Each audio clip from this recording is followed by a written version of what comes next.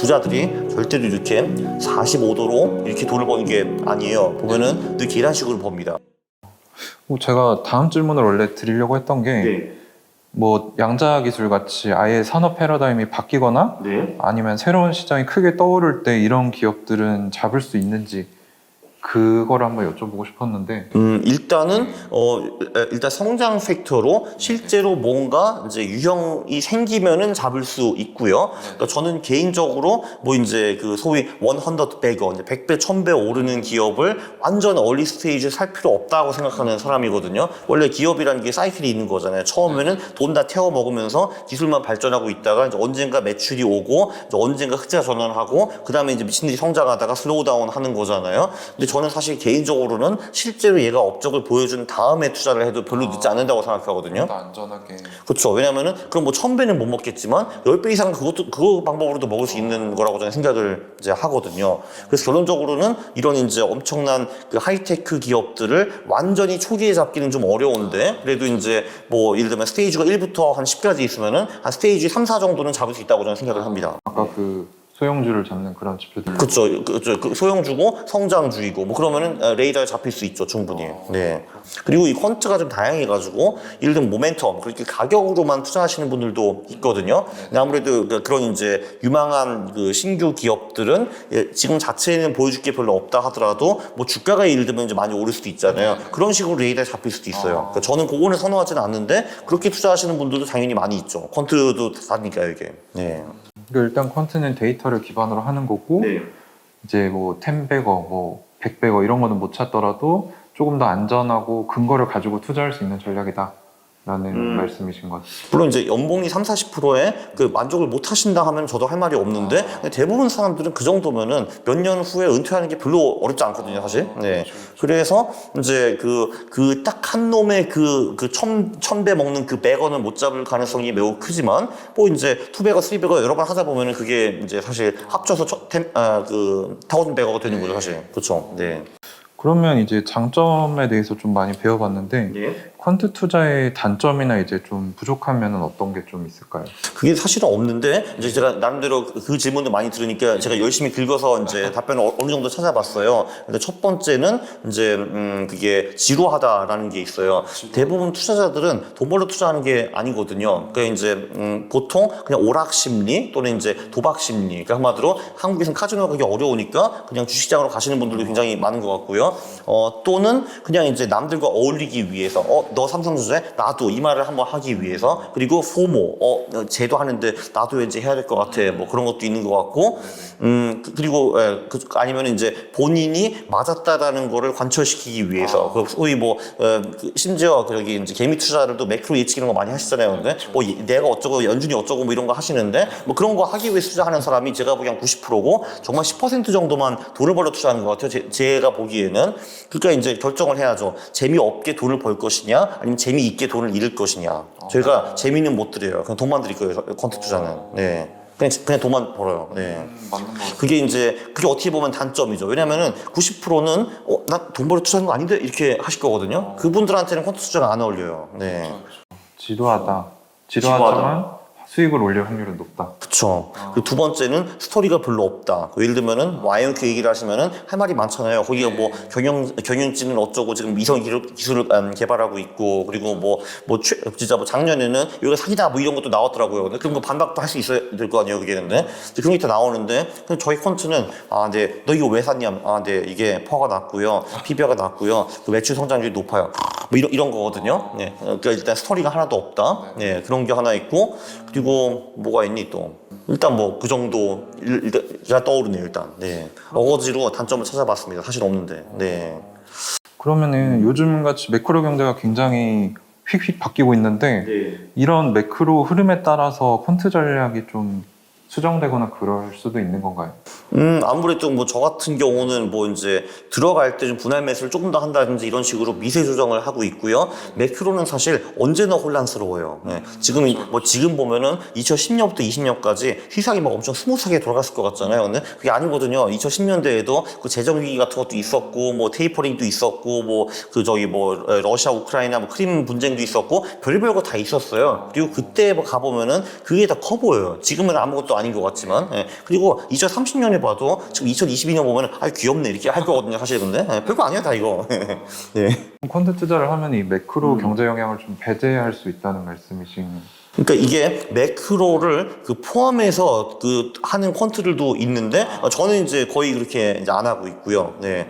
다른 데로 뭐 마켓 타이밍에 조금 어느 정도 영향을 줄 수는 있다고 생각을 하는데 별로 그렇게. 네. 본인이 하기 나름이라는 말씀이신 거죠? 이게 왜 그러냐면은 사실 이게 퀀트에서 자산 배분을 하면은 그 매크로 이슈들을 상당 부분 피해갈 수가 있어요. 그 이유가 뭐냐면은 일단 주식과 채권과 실물 자산과 그리고 원화 달러와 분산을 하면은 이 시장의 매크로에 어떤 시나리오가 온다 하더라도 제 포트폴리오가 다 망가지는 상황을 만들기가 매우 힘들어요. 예를 들면 2022년은 주식과 채권이 망한 해로 아마 기억이 될 텐데 그 대신에 뭐 원자재는 그럭저럭 선방을 했고 달러가 워낙 좀 잘해줬기 때문에 특히 요즘 미국 주식 하시는 분들 아니 내가 페이퍼상 보면 엄청 깨진 것 같은데 근데 원화를 보니까 이런 게 별로 없네? 이런 게 좀 있을 거거든요. 그래서 이런 식으로 이제 자산을 분산을 하면은 매크로가 아무리 이상해져도 내 포트폴리오가 치명타를 얻어맞는 경우는 사실은 별로 없어요. 그리고 또 두 번째는 이제 그것도 좀 불확실하다고 생각하면은 그냥 가격을 따라가는 추세 추적을 하는 것도 굉장히 괜찮은 방법입니다.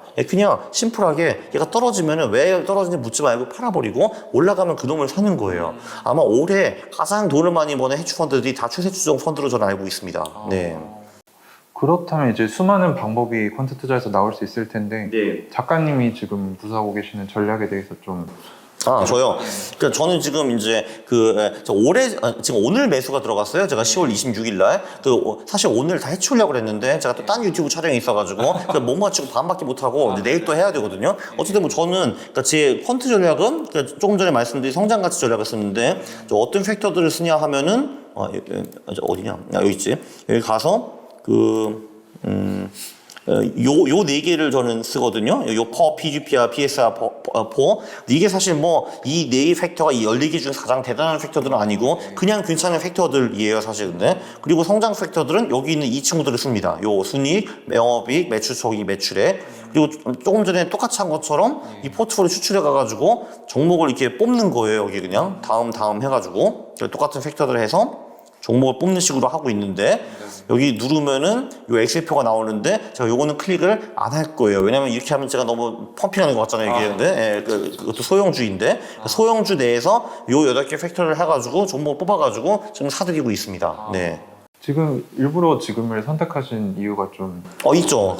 왜냐하면 11월, 4월에 주식 수익이 너무 압도적으로 높아가지고 이제 5월, 10월에는 비중은 굉장히 낮고 심지어 거의 요즘 현금만 들고 가다가 11월, 4월에 다시 들어가는 거죠. 안 그래도 그게 제가 좀 궁금했는데 저도 작가님 이제 리서치를 하다 보니까 그 말씀을 많이 하셨더라고요. 11, 4, 50. 그게 어떻게 그런 패턴이 좀 형성이 되는 건가요?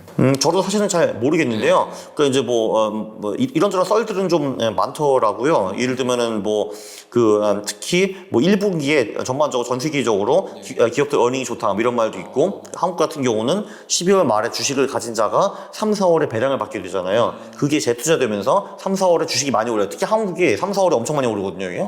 그런 거 하나 있고 그리고 이제 연준이 올해는 모르겠지만 전반적으로는 4분기에 헬로윈과 크리스마스 때문에 돈을 그래도 많이 푸는 편이다 이런 설도 있고 그리고 심지어 투자자 기본을 말하는 경우도 있어요. 보통 전반적으로 사람들이 연말 연초 그리고 봄에 기분이 좋으니까 그때 주식이 좀 많이 오르고 여름에는 이제 펀드 매니저들이 많이 이제 휴가하고 그래서 이제 매수 세력이 별로 없고 9월, 10월 거기 유럽, 미국은 가을이 오면서 음산하고 우울해지니까 그때 주식만 판다라는 설도 있고요. 또는 진짜 여름에 놀러 갔다 왔다가 9월에 주식을 엄청 연구해서 10월 말부터 매집 들어간다라는 설도 있고 설들은 되게 많아요. 근데 일단 팩트는 그냥 글로벌 지수 아무거나 봐도 그리고 이제 11월, 4월과 5월, 10월 수익을 비교하면은 정말 비교 자체가 그냥 안 돼요. 그냥 5월, 10월 수익을 보면은 원래 주식이라는 게 이렇게 우상향하는 게 이 맛이 있어야 되잖아요. 우상향 보통 안 해요. 5월, 10월에 주식을 투자하면은 보통 지렁이, 그러니까 이런 식으로, 그러니까 이렇게 횡보를 하거나 오히려 떨어져요. 이렇게. 한국 시장은 특히 엑스트림한데 1995년에 우리가 1억 원이 있었으면은 그거 가지고 당시 아마 집을 충분히 할 수 있었을 거거든요. 95년이니까 IMF 전에. 근데 그 돈이 5월, 10월에만 투자를 했으면은 지금 2,700만 원이 됐어요. 오히려 그러니까 지금 돈으로 2,700만 원. 예.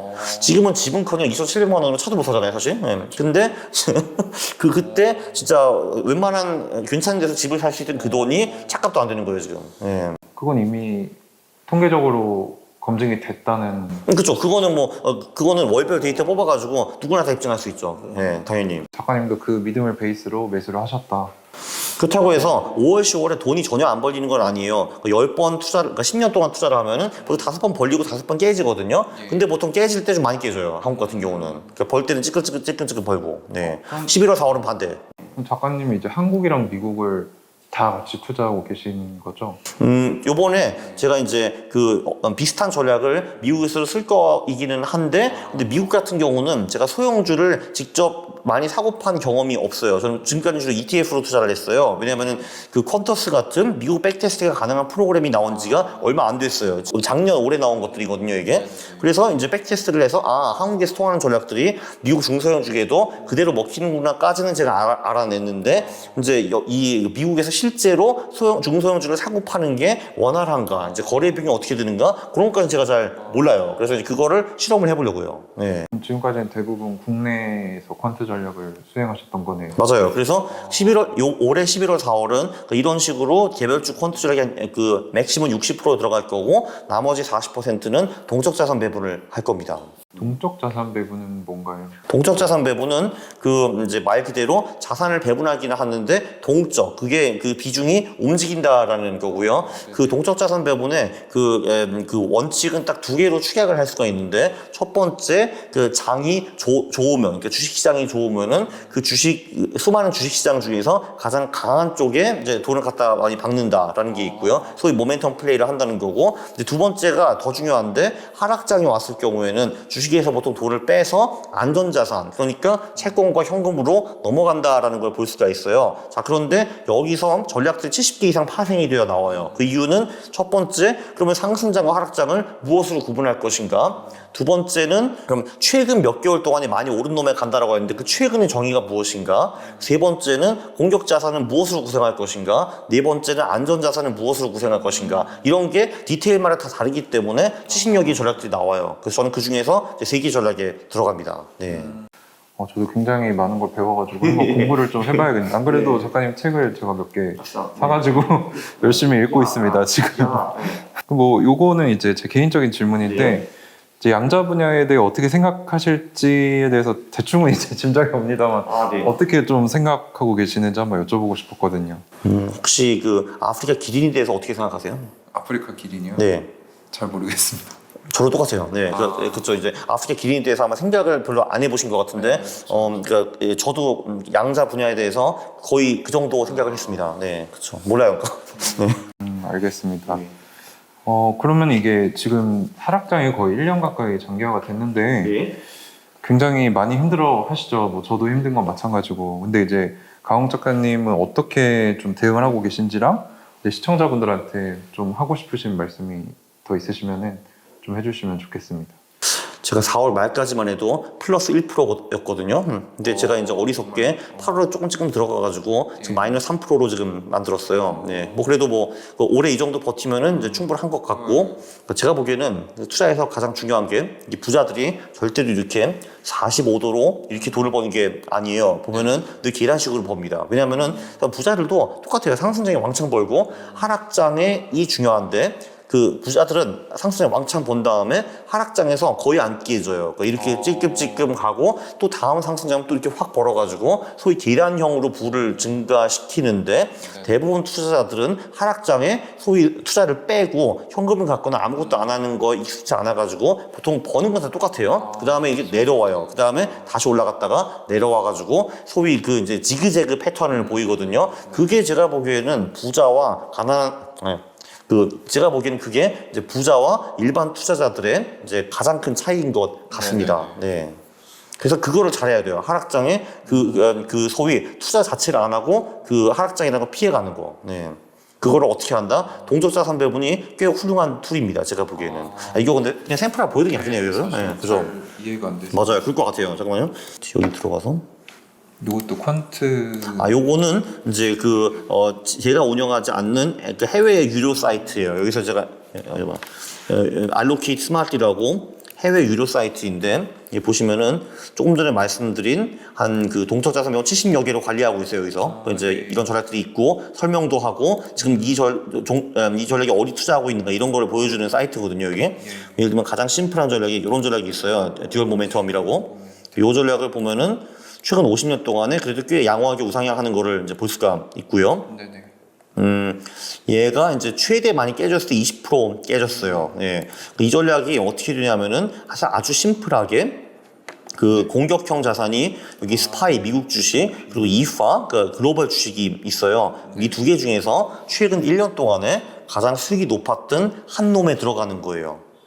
아, 이렇게 나누는 게 아니고? 아, 이렇게 나누는 게 아니고요. 그렇죠. 이제 스파이 또는 이파 둘 중에 한 놈에 들어가는 건데 그 들어가는 기준을 최근 1년 수익으로 잡았어요. 그러니까 한마디로 조금 전에 말씀드리고 예를 들면은 그러니까 좀 최근 1년 동안에 가장 잘 나간 놈에 들어간다. 이게 첫 번째고 그리고 그 기준은 1년이라고 잡았고요. 자, 근데 최근 1년 수익이 이놈이랑 둘 다 마이너스일 수가 있는 거잖아요. 그럼 주식시장이 별로 안 좋다라는 거잖아요. 그래서 최근 1년 동안에 스파이와 이파가 마이너스 수익을 보이면은 우린 더 이상 상승장이 아니라 하락장이다. 그러면 우리는 주식에 더 이상 투자하지 않고 미국 채권인 AG로 넘어간다라는 게 요 전략의 전부 다예요. 그게 다예요. 예. 그리고 그럼 이제 계속 한 달에 한 번 체크를 하겠죠. 1년 전 대비 주식시장이 올랐니 안 올랐니? 올랐으면은 다시 주식으로 넘어가는 거죠. 이제 그런 전략인데 이 보면은 이제 최대 손실이 한 20% 정도 이제 나왔고요. 참고로 그 주식시장에만 투자를 했으면은 그 반토막을 피해갈 수 없었을 겁니다. 네. 그리고 연복리 수익도 14% 정도 나왔으니까 그럭저럭 괜찮은 전략이죠. 그러니까 아주 무식한 동전자산 배분 치고는 이제 굉장히 성과가 양호하다라고 볼 수가 있고요. 근데 저는 이제 요 전략에서 문제점을 하나 개발을 해가지고 그걸 조금 개선해가지고 이제 비슷한 전략을 쓰고 있습니다. 네. 그 동적이라는 게 뭐 과거 데이터에 기반을 해서 이걸로 했다가 이걸로 했다 이거를 동적이다라고. 그렇죠. 한마디로 기기적으로 어떤 주식을 살지 그리고 주식이 별로면은 채권으로 넘어갈지 그걸 이 전략이 결정을 하는 거죠. 저는 그냥 따라하는 거죠. 그거를. 굉장히 쉽고 따라하기가 좋네요. 네. 다만 이 전략의 약점은 뭐냐면은 요 미국 채권이라는 애가 원래 안전자산으로 우리가 믿고 있었는데 얘가 또 올해 박살났거든요. 그래서 이제 제가 고안해낸 전략은 그 채권도 최근 몇 개월 동안에 수익이 안 좋으면은 얘도 팔아버리고 아예 현금으로 도망가는 전략을 제가 고안해냈어요. 근데 그런 식으로 요 전략을 제가 조금 개선해가지고 쓰고 있는데 당연히 이제 이거 만든 분의 업적이 한 90%고 제 업적이 10%라고 봐야죠, 사실은. 네. 오늘 되게 퀀트 투자에 대해 많이 배워봤는데 저도 좀 공부를 해봐야 될 것 같습니다. 그럼요. 되게 매력적이네요. 이쪽으로 오세요, 이제. 네. 안 그래도 아까 그 작가님 유튜브 보니까 가치 투자자들을 퀀트 투자자로 만들겠다라고 하신 부분이 제가 보고 딱 찔렸거든요. 저는 약간 10배거, 100배거를 기다리면서 한 종목을 존버하는 스타일인데 이제 그게 MDD가 너무 크다 보니까 심적으로 많이 힘들더라고요, 저도. 그렇죠. 그래서 사실 이게 저는 그렇게 생각하거든요. 특히 이제 개별 종목을 하시는 분들은 그 리스크 관리가 더욱더 중요하다고 보고요. 제가 개별주에서 가장 중요하게 생각하는 거는 한 종목에서 절대로 총 자산의 1, 2% 이상은 잃지 말아라라는 거예요. 그 말이 예, 그러니까 예를 들면은 뭐 IonQ라고 치면은 뭐 저 같은 그러니까 제가 이제 그 IonQ의 스토리가 혹해가지고 들어간다면 저는 이렇게 할 것 같아요. 제 자산이 이제 1억이면은 1,000만 원 먼저 들어가 봐요. 그리고 거기서 10% 하락하면은 저는 무슨 이유가 있든 다 팔아버리고 나갈 거예요. 그럼 제가 총 자산의 1% 잃는 거잖아요. 왜냐면 1,000만 원에 10% 100만 원이니까. 근데 제가 들어갔는데 이놈이 오르기 시작해요. 그러면 제가 추가 매수를 할 거예요. 그냥 저는 이 벌어놓은 게 있기 때문에 그 후에 손절당해도 제 손실이 별로 심각하지가 않거든요. 그래서 그 놈을 따라가가지고 이제 이가 올라가기 시작하면은 추가 매수를 몇 번 해서 그걸 한번 크게 먹을 거예요. 그리고 얘가 고점을 찍고 다시 떨어지면은 일단 다시 또 팔아버리고 예, 그 다음에 또 재진입을 할 궁리를 할 것 같아요. 예, 저는 종목이 아무리 좋다 하더라도 무조건 이런 식으로 리스크 관리를 하고 먹을 때는 먹고 빠질 때는 빠집니다. 네. 근데 제가 지금 작가님 말씀에서 느꼈던 게 퀀트 투자는 그렇게 기계적으로 원칙을 지키지 못하면 할 수가 없겠네요. 그렇죠. 그리고 예를 들면 뭐 IQ 같은 경우도 제가 알기로는 이제 최고점 대비 80%가 빠졌잖아요. 근데 그게 예를 들면은 100만 원이다. 오케이, 그러면 뭐 80만 원 빠지고 전부할 수가 있는 건데 이름 그 돈이 10억이다라고 하면은 이제 문제가 굉장히 달라지죠. 그럼 이제 10억에서 아무리 일시적이더라도 8억이 날라버린 건데 이제 그거를 이제 심리적으로 내가 어떻게 버티냐 이거죠. 근데 그래서 저 같은 경우는 10억이 있으면은 그런 식으로 할 거예요. 1억 들어가가지고 10% 하면 손절. 물론 1,000만 원 잃는 것도 쓰리겠지만 그래봤자 10억에 1%니까. 네. 그리고 올라가면 땡큐해서 추가 매수. 네. 그렇게 할 것 같아요, 저는. 네. 제가 항상 느끼는 게 투자의 고수들은 자기만의 원칙을 세워서 그걸 잘 고수한다는 패턴을 저도 오늘 작가님을 보면서 느꼈습니다. 감사합니다. 네. 또 마지막으로 뭐 시청자분들께 추가적으로 하실 말씀이 혹시 있으실까요? 글쎄요. 그냥 여기 펀트로 넘어오세요, 그냥. 네. 이게 이제 제가 뭐라고 맨날 말하냐 하면은 이게 사실 제가 이제 바둑대회 간다고 쳐봐요, 근데. 그리고 그 우승 상금이 10억이에요. 근데 당연히 보통 그런 바둑대회 가면은 알파고를 갖고 들어갈 수는 없어요. 그럼 치팅이라서 영구 지명 당하거든요. 근데 예를 들면은 제가 알파고를 가져가도 된대요. 그리고 그럼 당연히 저는 가져가겠죠. 왜냐면 그 10억을 먹고 싶으니까. 근데 희한하게 그 대회 가면 딴 사람들은 에이 컴퓨터가 바둑을 어떻게 넣어? 말도 안 돼. 이런 사람들 천지거든요. 근데 그러니까 제가 지금 퀀트 투자자로 이런 식으로 투자를 하는 것 같아요. 그러니까 저는 소위 물론 이제 이 퀀터스가 알파고 정도 레벨은 아니지만 그래도 그 소위 그냥 대한민국 투자자들한테는 다 이길 수 있거든요. 사실 근데 대부분 투자자들은 이거 자체를 그러니까 부정해요. 그거 컴퓨터라 투자 그거 안 되는 거야. 이러면서 근데 그럼 저는 혼자 알파고를 가지고 바로 때 나간 사람이 좀 비슷한 거예요. 그래서 여러분들도 이쪽 올 수 있으니까 오세요. 네. 그럼 혹시 요거는 대답을 안 해주셔도 되는데 작가님이 지금까지 퀀트 투자를 하셨을 때 수익률이 어느 정도인지 혹시 한번 여쭤봐도 될까요? 부끄럽게도 겨우 연봉이 15% 정도밖에 안 되는데 제가 이제 여기서 그 값싼 핑계가 하나 있죠. 내가 어릴 때 지금 아는 거 알았으면 절대로 연봉이 15% 벌진 않았을 거라고. 네, 그렇죠. 좀 더 계산된 퀀트 전략을 썼어요. 그죠. 왜냐면 저도 애기였을 때는 시행착오를 많이 했죠, 당연히. 네, 그렇죠. 그러나 이 정도로 제가 못했는데도 불구하고 그냥 은퇴해서 잘 놀 정도는 충분히 벌었습니다. 네. 오늘 퀀트 투자의 대가 강원국 작가님 모셔서 말씀을 나눠봤는데요. 뭐 제 생각에도 이제 퀀트 투자가 상당히 매력 있다라고 느껴져서 저도 이제 작가님 책을 읽고 한번 뭐 저도 이제 테스팅 규모로 한번 시작을 해서 한번 해봐야겠습니다. 그리고 이렇게 바쁘신데 나와주셔서 감사하고 다음에 또 뵐 수 있으면 제가 또 초청드리도록 하겠습니다. 좋습니다. 감사합니다. 감사합니다.